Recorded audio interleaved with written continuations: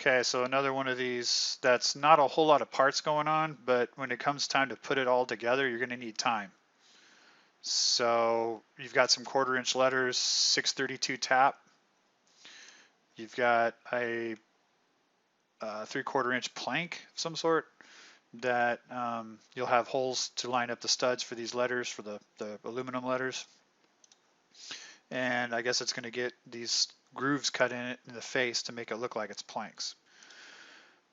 We got some 1/4 inch acrylic, and we got some 3/8 acrylic, and lots of Gerber mask for assembling all this stuff. And there's one for paint. And you've got, you're going to have a pattern for, you're going to have to hand drill the holes on the back of the plank because the plank itself is getting routed face up.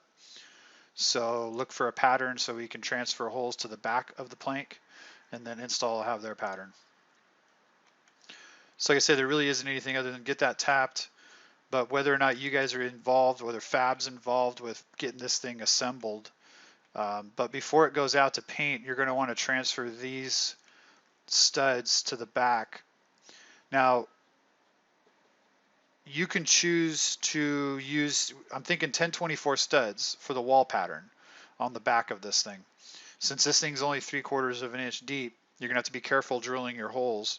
Now, you can try 1024, just try tapping the wood, but I don't know if that'll work that well, how strong it'll be. So I brought these in from McMaster to look for them. I actually got 2 different sizes, but I think the shallower size will be better. So set your depth on a drill bit, and you're just going to go in right at 3/8 of an inch, and then use your hex key. And your hex key, you just go ahead and screw them into the soft wood, and that will give you a 1024 thread to do that with. So try that. 9/32 drill bit is what it says if you want, or if you think a 1024 just a straight 5/32 with a tap will work, then you don't need to use these. But either way, but sometimes the planks, the wood we get, you can be pretty soft. So I don't know if you can tap a 1024 into that wood.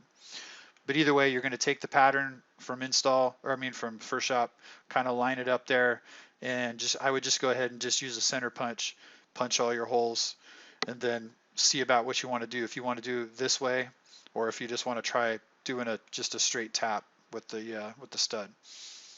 And then after that, I've got 2 different sizes here. We got a 1/2 inch and 3/8. According to this drawing, we have 3/8 here, but these aluminum letters are supposed to be stood off a little bit.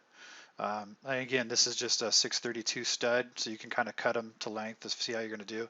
And I guess just silicone it together. Just fill the holes with silicone so it stays.